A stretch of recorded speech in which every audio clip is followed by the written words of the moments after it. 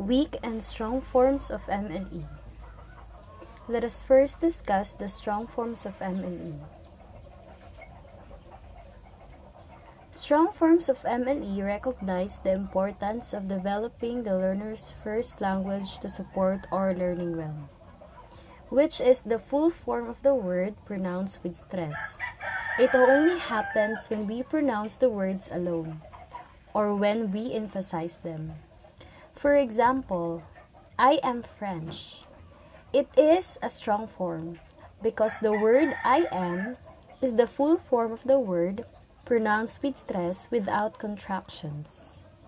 Well, I'm French is a weak form because the word I'm have no stress, and we use contractions in spelling to show it. But usually there is no change of spelling. Only the pronunciation is different. Now, when the learner understands the teacher is saying, he or she is able to process the lesson and learn the subject matter. So it is very important for a teacher to make his or her pronunciation clear, because sometimes some of the teacher forgot to use or pronounce the words properly, enable the learners be confused what the words define. Now, if the learners does not yet understand well or speak well, the language of the classroom learning is slowed significantly. While the classroom language is in focus and academic content remains irrelevant. Learners and teachers' mother tongue or first language must use as the language of instruction. To be easily facilitated when it comes into academic subject matter, second language learning, literacy development, creativity, and higher level thinking skills. In strong multilingual education program, the mother tongue is considered a resource that does not hinder learning other languages, but rather contributes to development second language through comprehension. Strong forms of MLE are additive in nature, in that they add new languages without subtracting or losing the first language and its associated culture and identity. As we Filipino usually have our own first language, but we also cannot deny that it is natural for us to study other languages such as Tagalog and English without forgetting the language of our birth. Moving forward, let us now discuss the weak forms of MLE. Weak forms of MLE generally focus on the learner's mother tongue only for a short time, in order to strengthen second language learning or only in code switching. For example, I would like some fish and chips. These words have no stress, and so they are weakened. That weakened form is called weak form, which are very often to pronounce with a schwa and are so very weak and sometimes a bit difficult to hear properly. Sometimes weak forms are easily to spot because we use contractions in the spelling to show it. But as what I have said earlier, there is no changing of spelling. Only the pronunciation is different. The version of the example sounds unnatural and, believe it or not, more difficult to understand for a native speaker. The mother tongue is not considered necessary for developing higher levels of thinking or academic subjects, but only as an auxiliary language to aid in initial second language learning as opposed to a foundational language of learning. So we can see that the auxiliary verb would has two weak forms, and students who are learning English usually use only strong forms, and they sound very unnatural. English speakers use weak forms all the time. Every single sentence is full of them, and students find it difficult to understand because they are not used to them, and very often they don't even know they exist. In weak forms of MLE, one's basic L2 vocabulary such as color, numbers, manners, and basic greetings is evidenced by the learner. Why? because it is wrongly assumed that the learners are fully able to use their second language for learning. However, the assumption that the second language is more important than learning to comprehend and think with one's first language has not been found to be effective among many students of low socioeconomic status. Research indicates that students achieve higher scores and stay in school longer when they learn in a multilingual environment that builds on their first language while developing second languages. Without the mother tongue as the language of instruction, learners commonly take more time to master content. Now, a resulting common perspective considers the mother tongue as unhelpful for academic work. This weak form of education is commonly called assimilation. Assimilation is a sound change in which some phonemes change to be more similar to other nearby sounds. It is a common type of phonological process across languages. Assimilation can occur either within a word or between words. It occurs in normal speech and it becomes more common in more rapid speech. Now let's discuss mother tongue-based instruction. Mother tongue education focuses on teaching learners. Through mother tongue, learning occurs naturally and easily focused on the subject matter, or conceptual development. Now, what is conceptual development? Conceptual development focuses on strategies the teachers uses to promote children's higher order thinking skills and cognition. Instead, it is the method of a teacher uses to get children to think about the how and why of learning, rather than on language learning alone, or memorization and repetitive learning. The same process works for learning a language, whether it's with young learners, teenagers, or adults. People learn through repetition. The repetition builds paths in our brain. Once we have been down the same path a few times, we find the place quicker next time. Even short repetitive exposure to novel words induce a rapid neural response, increase that it is suggested to manifest memory trace formation. Rapid learning of new words is crucial for language acquisition, and frequent exposure to spoken words enables vocabulary development. Students learn within the framework of their everyday knowledge and experiences.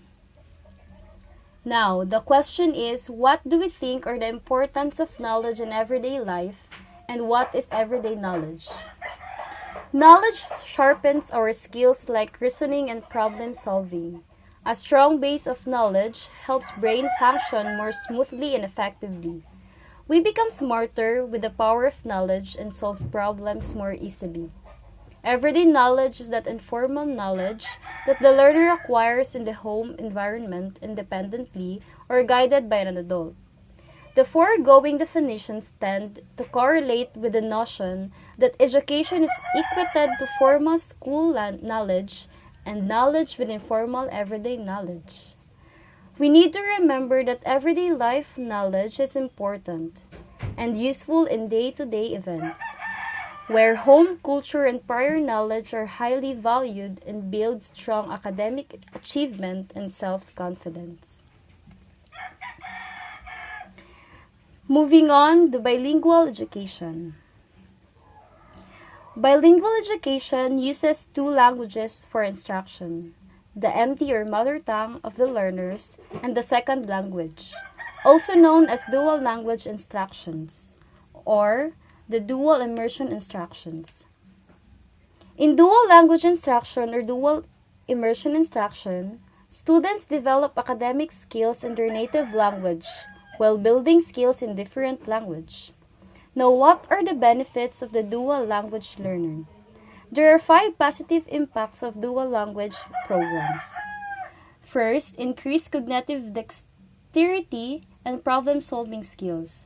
Second, embracing cultural awareness and diversity. Third, enhanced communication skills. Fourth, strengthen self-perception and identity. And last, helping students learn in new and effective ways. Two-way bilingual education facilitates high levels of bilingualism. Bilingualism is the ability to use two languages. Others may be proficient in reading in two or more languages or biliterate. A person may be bilingual by virtue or having grown up learning and using two languages simultaneously, including mother tongue development of two different language groups in the classroom and works to ensure that both groups are equally represented. That is, half class speaks one language as a mother tongue, or Bisaya or other native languages, and half the class speaks another language as a mother tongue, Tagalog or English. Both languages are developed through biliteracy or bilingual instruction, means the ability to fluently speak in two languages, denotes to an individual's ability to fluently speak, read, listen, and write proficiently in two languages. The Philippines are mostly due to desire to learn English rather than the other Philippine language. Why? Because some people choose to study a foreign language for many different reasons. For most Filipinos, studying English in the Philippines, they do so for career opportunities and job growth. It is the language of commerce and law, as well as the primary medium of instruction and education. Proficiency in the language is also one of the country's strengths that has helped drive the economy and even made the Philippines the top voice outsourcing destination in the world. Bilingual education in the Philippines created a double barrier for students as the program became double immersion. Now, how does bilingual education affect students? Bilingual education helps limited English proficient students to develop language skills in their native non-English language. Skills in students' native language may facilitate their development of skills in English. Bilingual education supports cultural inclusions and diversity. Good afternoon, sir. My name is Mara Torres. Our reports are the following. First, historical context models of multilingual education, reporter Gisa Moral. Second, weak and strong forms of MLE, mother tongue-based instruction and bilingual education, reporter Meros Vesto. Third, mother tongue-based bilingual education and multilingual education, reporter Mara Torres. Fourth, maintenance multilingual education, immersion or foreign language and instruction, reporters J. Madridano and Crisel Diego. Fifth, submersion bilingual education, reporter Christine Buhoy. Sixth, mainstream with foreign language teaching and mother tongue-based multilingual education, reporter Ken Charles Dignos. Seventh, experimental mother tongue programs in the Philippines and characteristics of successful Mtb-Mle programs, reporters Christy Mariano, April Kenneth Estor, and Earl Villacanas. So now, I will proceed to my report, which is the mother tongue-based bilingual education and multilingual education. So first, mother tongue-based bilingual education is a common type of bilingual education outside of the Philippines where two languages are used for instruction and one of the languages is the mother tongue of the learners. Generally, language 1 is used as the primary language of instruction while language 2 is taught as the subject through elementary school. So here, mother tongue-based bilingual education use language 1 as the primary medium of instruction during all of the primary school.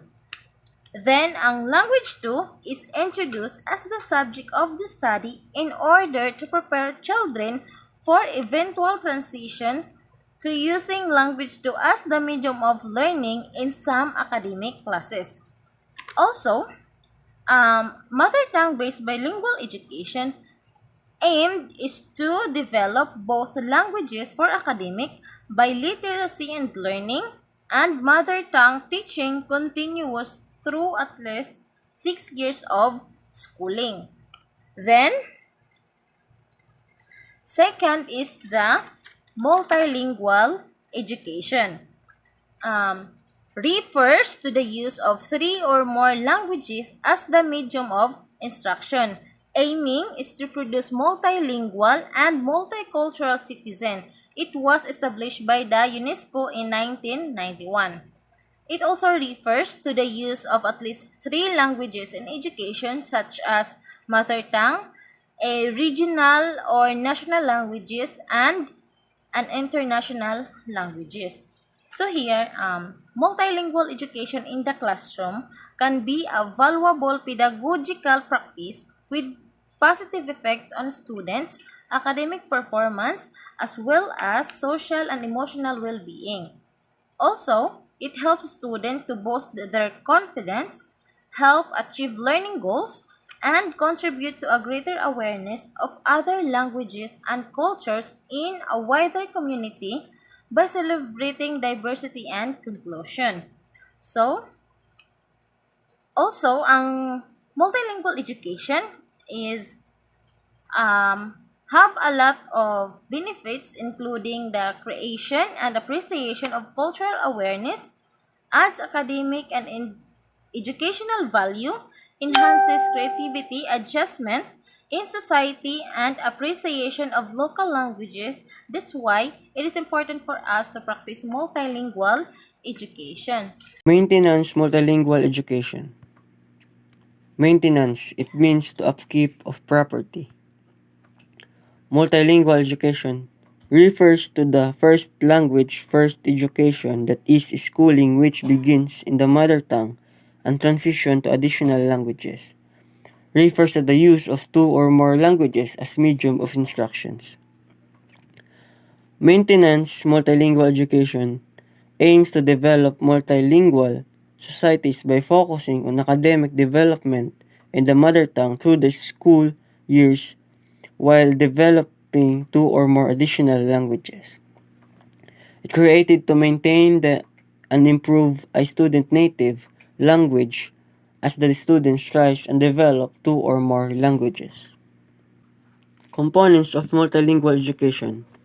Strong foundation research shows that children whose early education in the language of their home tend to be better in the later years of their education. Strong bridge. An essential difference between multilingual education programs and rural mother tongue education programs is the inclusion of a guided transition from learning to another tongue. Immersion of foreign language instruction. Immersion, it means a method of learning a foreign language by being taught entirely in that language. Foreign language immersion is an approach to teaching another language that involves immersing students in the target language throughout the school day. Teachers speak only the target language to teach academic subject using a wide range of instruction strategies. It will develop the languages throughout the school day. Aim to help learners develop second language proficiency. If we are using Filipino language, it simply means it will develop our second language, which is English language. In the case of the Philippines, the traditional basic education policy immersed learning in both Tagalog and English without the support of their own mother tongue. The basic education policy taught Tagalog and English without using our own mother tongue. Immersion bilingual education was originally developed in Canada for building. Both French and English have a long history of literature and language development. Identify the core features of Canadian immersion programs. The second language is a medium of instruction. They use the second language for their medium of instruction. the English language. The immersion curriculum parallels the local first language curriculum. Birth support exists for the first language. The program aims to additive bilingualism, seen as an addition to the learner's first language rather than as a replacement for it. Exposure to the second language is largely confined to the classroom. It means na mas binigyan pansin ang second language sa isang classroom. Students enter with similar unlimited levels of second language proficiency. The teacher are bilingual. It means that the teacher are or has a capability of having a two language, which is the first language and the second language. The classroom culture is that of the local first community. It means even we are studying other languages, our culture stays remain. English speakers in French while developing the MT in order to develop balanced proficiencies in both the languages. Full bilingual teachers were trained in bilingual pedagogies, how to develop both languages instructionally, had large amount of materials in both languages and also taught MT literacy English alongside French literacy. The conditions that made this program successful do not exist in the Philippines. There traditionally has not been a local L1 curriculum in the Philippine BE program. There was support for the L1 only an auxiliary helping language. Classroom culture traditionally supported English only policies o sinusuportaan ng kultura ng silid-aralan ang mga patakaran lamang sa English. Filipino and English are not two equally prestigious dominant language. Filipino and other languages are still developing academic terminology. Filipino teachers generally do not have a wide variety of materials in any languages. Teachers are not traditionally trained in bilingual pedagogies o ang mga guro ay hindi ayon sa kaugalian na sinanay sa mga bilingual o sining ng pagtuturo. The originally bilingual education policy for the Philippines, using Tagalog and English as two languages of immersion, aimed to achieve fully bilingual learners just as the Canadian immersion program did. High levels of academic performance are often not achieved by less socially and economically advantaged learners in the Philippines. Additionally, Filipino or Tagalog was the first language of 33% of the entire population, and English was generally not used as a mother tongue except by a small percentage of elite family. Maliit lamang na porsyento ng buong populasyon ang gumagamit bilang isang katutubong wika maliban sa mga piling pamilya. Today, many parents have chosen to use Filipino or English in the home to give their children a head start in school.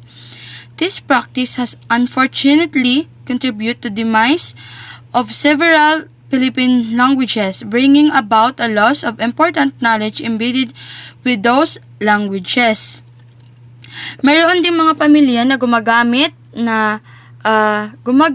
ng Filipino o English sa kanilang pamamahay bilang isang unang pag-aaral sa kanilang mga anak. This chart outlines the contextual factors supporting Canadian immersion educational and the realities in the Philippines. Canadian immersion education, fully bilingual, confident in teaching both French and English for all subjects. Teachers generally were MT speakers of either French or English. First language literacy held an important place in immersion education. Teachers were trained in bilingual pedagogies. Schools had extensive materials in both languages. Parents values both languages for education. O pinapahalagahan ng mga magulang parehong wika para sa edukasyon. Philippine educational context. Varying degrees of language fluency and confidence exist among Filipino teachers. Some teachers are empty speakers of Filipino, but few teachers are empty speakers of English. First language literacy in all languages except Filipino did not exist in Philippine bilingual education. Teachers were instructed to teach through the required language of instruction, but training in bilingual education strategies was common. Schools have limited materials in all languages and traditionally no materials at all in local languages. Parents tend to value English only for education.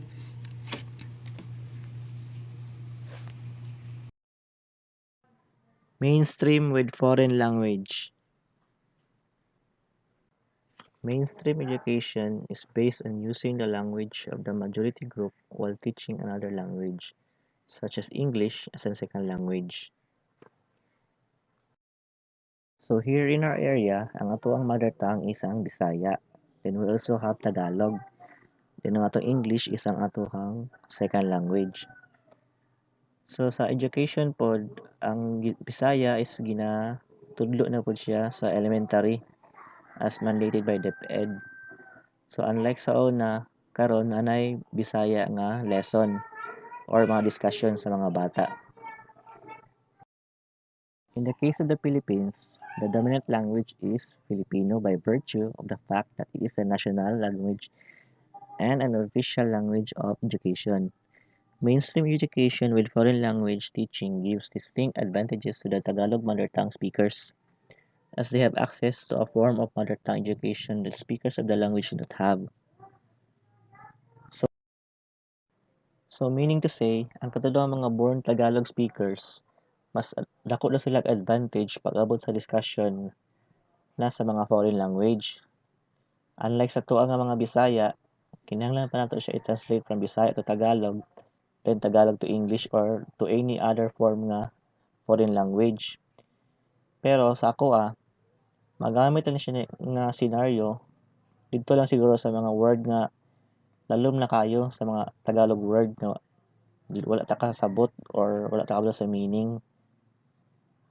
So I think dili kayo siya disadvantage sa tuwa nga mga Bisaya.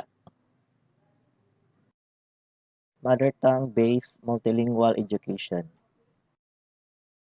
Mother tongue based multilingual education or Mtb-Mle was developed to provide comprehension of lessons while strengthening cognitive development, academic development, linguistic development, and social development. So ang Mtb-Mle daw gibuhat ni siya para ang mapadali sa katao ang pagsabot sa mga lain-lain nga mga lingwahe or mga lesson nga iyang ma-encounter. Parihaan ng maunta na siya nga unsa di English ani or unsa Bisaya ani. So naaning Mtb-Mle para mas ma-improve na iyang self nga di na siya makaagyan nga senaryo. Kay daghan naman siya nahibawan nga mga lingwahe. Then naapon ning Mtb-Mle para mas mo-improve ang iyang cognitive, academic, linguistic, and social development. So pag ang isa ka tawo mas daghan na siya og language nga nahibawan, mas intellectual siya towards others and para pud sa iyang self. The mother tongue acts as a strong bridge by teaching lessons from the perspective of what the learner already knows, positioning lessons in the child's world view, the way they understand the world around them, and using their first language to help them understand what they are learning. And also, dako ni siya nga impact sa bata para mas mapalawak pa ang iyang imagination or ang iyang pagunahon na pag-abot sa iyang mga klase. So, mauto ang mainstream with foreign language, and Mtb-Mle. Thank you. Experimental MT programs in the Philippines. In year 1994, multiple studies in the Philippines have revealed the use of English as the medium of instruction in school has not fully benefited that many speakers of non-dominant languages. Si Alan Bernardo, in year 2004 references the Monroe Survey Commissions of year 1925 that the single greatest difficulty sa mga Filipino students sa pagtuon sa foreign language in order to learn academic content. In year 1939, the DepEd allow ang teachers to supplement English with the learners with its first languages. So, first languages na ang English sa year in 1939 nga giallow sa DepEd. 1950s and 1960s, the Iloilo experiment and Rizal experiment, nagpakita silang increase sa achievements when the MT was used as MOI. In year 1980s, the Tuwan experiment, nagpakita pud sila og same pud sa pareha sa Iloilo experiment and Rizal experiment sa pag-increase sa learning as did to a lesser degree and the lingua franca program of late 1990s. In year 2006, the experimental in Lubuagan show exceptional gears in academic performance as well as English language learning when using Lilibuangan as MOI. The success of these experiments leads the DepEd in year 2009 to Dribbly to take the challenge and begin the enormous effort required to change the language policies and provide MT-based ML in the largest languages of the archipelago while permitting local communities who desire to do the same with their smaller languages. Successful mother tongue-based multilingual education programs. Prerequisites of a strong and sustainable mother tongue-based multilingual education program must include significant understanding and support for the program from teachers, school leaders, parents, and the wider community. If parents and participants do not understand the rationale of the program and therefore do not support it, the program will likely fail as a result of weak implementation.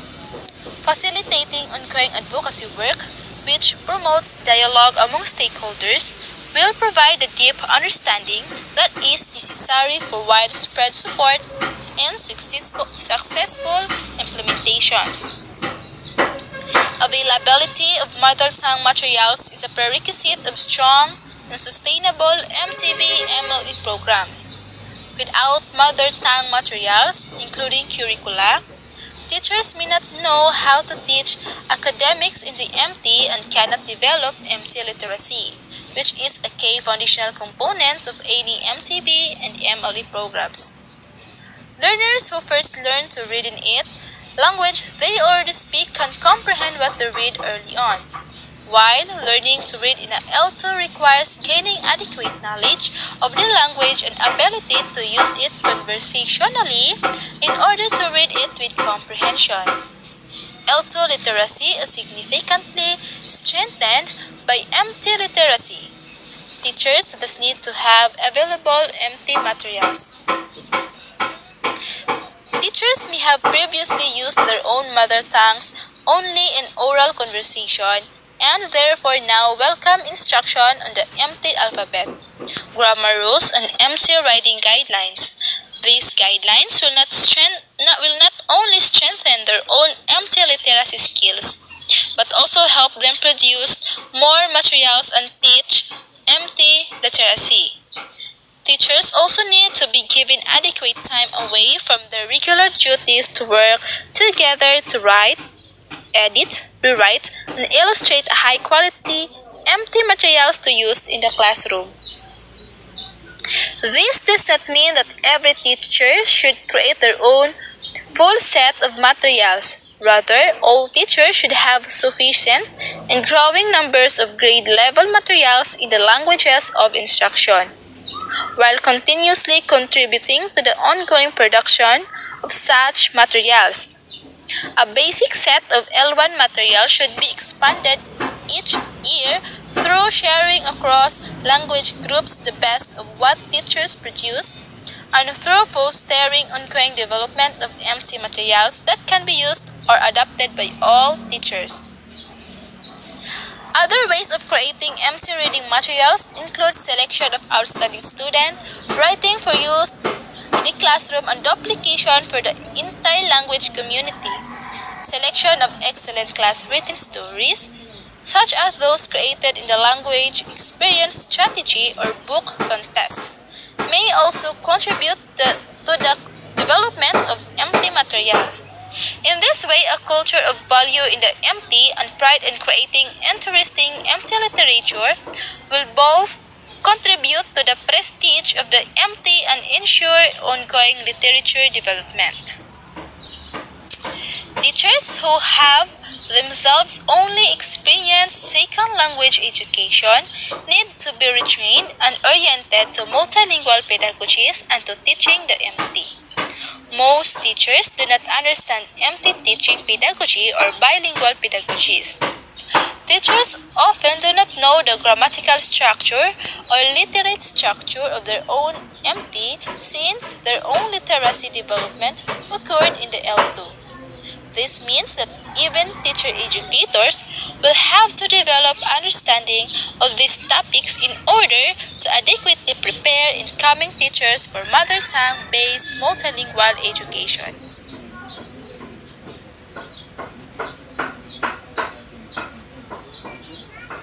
In order to develop strong MLE, any successful Mtb-Mle program should at least include the following components and prepare teachers for implementing all of these components. First, we have the empty literacy development through the entire range of school years. Mother tongue language development, mother tongue for cognitive development and content comprehension, mother tongue as a subject each year beyond the elementary years, in high school and in college. Teaching Filipino oral proficiency, adding Filipino literacy development. Continuing Filipino development through academics and literature. Teaching English oral proficiency, adding English literacy. Continuing English development through academics and literature. Understanding how to use the empty in the higher grades both for comprehension, academic development, and language development. Deep understanding of transfer of knowledge and skills between languages. Deep understanding of the value of all languages throughout the entire learning process. The current DepEd policy as outlined by DO 74 series of 2009 and DO or DepEd Order 16 series of 2012 requires MT as a subject, meaning mother tongue development and mother tongue literacy, and mother tongue as a medium of instruction in academic subjects as well as the teaching of Filipino and English as second languages in kindergarten through grade 3. What remains unclear is how grade 4 teachers will proceed. Some scholars say this plan is too quick in translation, while others agree with this plan as long as the L1 development is there and L1 is used to scaffold L2 and L3 development. In the grade 4 and 5, the MOA suggested L1, L2, L2 aim to introduce the topic of the lesson in the learner's L1. For building background knowledge, L2 to present the actual lesson and reviews the lesson in the L1 to assess student understanding. The L1 is never forbidden as the teacher understands that L1 is necessary to ensure comprehension of the lesson. However, L2 as language of instruction facilitates learning. L2 shares as time as learners prepared. Grade 6 teachers use L2 or L3 teaching and L1 for assessing comprehension of the lesson. The aim to ensure students are well prepared for grade 7 where even less L1 in the classroom. However, it is always recommended that even with the increase of Filipino and English in the classroom, teachers should never forbid the use L1 but rather allow students to express L3 to transform their expression into the L2 and L3. Submersion bilingual education. So, bilingual is that a person who can fluently speak two languages.